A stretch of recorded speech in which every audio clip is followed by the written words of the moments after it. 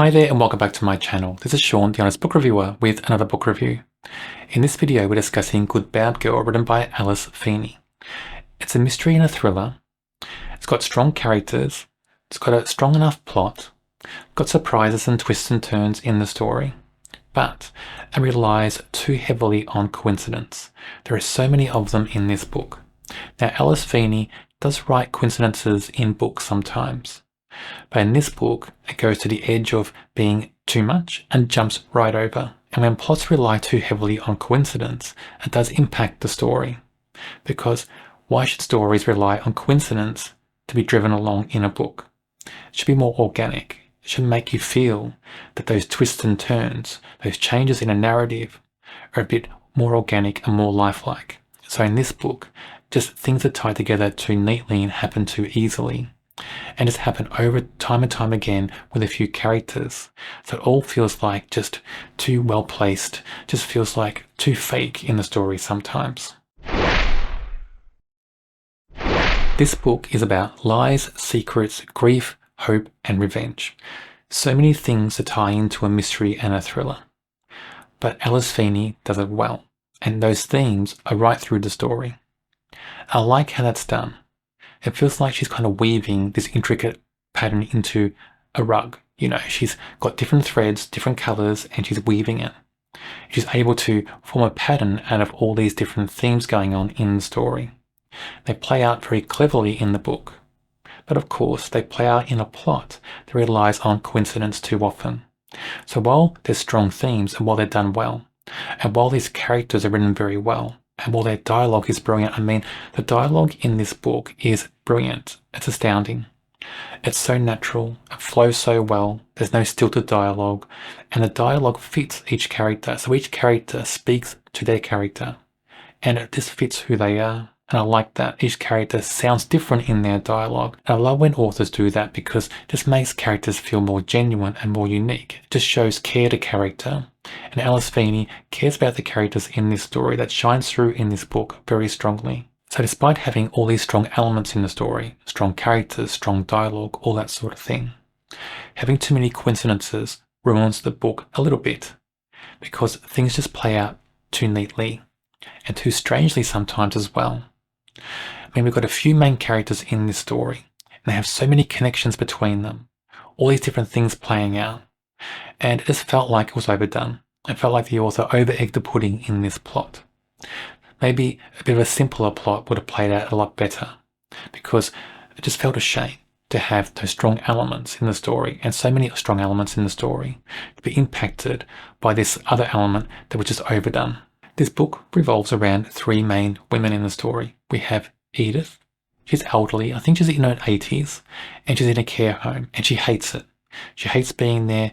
She feels like her daughter's forced her into the care home, and she wants to get out. She wants to escape. And also, she's sure somebody was murdered in the care home. Then we have Cleo. Cleo is a therapist. Cleo has her own problems as well, her own history. You find out more about that as the book goes on.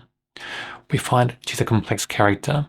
We also find out that she's a daughter of Edith. That's how they're tied together in the book. And then we have Patience. And Patience is a young woman, and she works in the care home.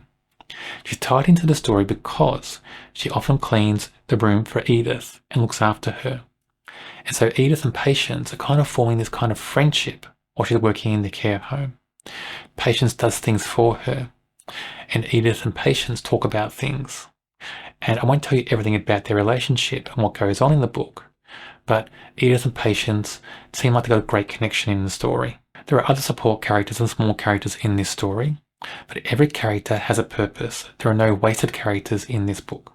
I think sometimes in books you can have small characters that appear for a few scenes or one scene. If you take those characters away, it's not going to impact the story at all. But in this book, every character needs to be there. You remove a character, I think the book's going to fail.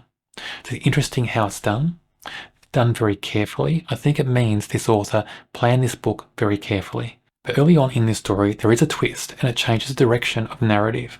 And the twist is somebody is murdered in the care home.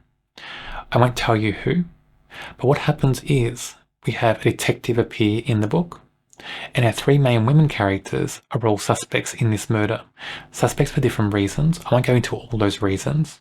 But it's when the book becomes very twisty. We have many red herrings, many surprises. We learn many things about these women, about their past and their present, even their future. We learn so many things about the women in the story. We also learn things about the detective. So I like the way everything plays out in the story with those characters, because those characters, they intertwine so much in the story after that. The story is complex, but that complexity does rely on coincidence too much. If the coincidence wasn't overdone in the story, this would have been a far better read. So Edith is the elderly woman living in the care home. I like her character. She's one of my favourite characters in this story, maybe even the favourite character. She's opinionated. She's loud. She says things sometimes that are cruel, so sometimes she is unlikable, but overall she's likeable. She's so engaging. I like her dialogue. I like the way she interacts with people. I like her little habits in the story as well, because they just feel well formed. They already feel part of her, and they feel part of her for a long time. So I like that in this book. I like when you meet the characters, and especially Edith, all their habits, all their kind of tics, they all just feel so embedded in the characters, and they feel natural. They're not forced. They're just natural characters and so well written, and Edith is a standout in this book. Cleo is a great character in the story, and in some ways she's the most interesting character in the book. She has the most surprises, and again, with her little tics and habits, they feel well formed, they feel part of her already, and when you read about them for the first time, it's almost like you already knew about them. They're not a surprise. I like her tic in the book, her habit of collecting sneakers. She collects hundreds of sneakers, and it's like this thing that she loves doing. She has a little room for them as well. It feels just a part of her. It feels so natural to her. It's almost like if you took that away from this character, the character wouldn't be complete in the story. I like that in the book. I like the way she's written. I like her surprises. I like her development. I like her history. So well formed and so well rounded. A great character in this story. Patience is a character of quite a few secrets, but I think some of those secrets you'll guess early on in the book. They're not well hidden in the story. That's a shame, because this author usually hides secrets quite well. With this character, not hidden so well. But as characters go, consistent, well written, has surprises of her own as well through the story. I like the way some of them play out, but again, with that overdone of coincidence in the story, some of those surprises don't feel very organic in the book. But overall, an okay character, not the strongest character in the story. Out of the three main characters in the book, this character is my least favourite.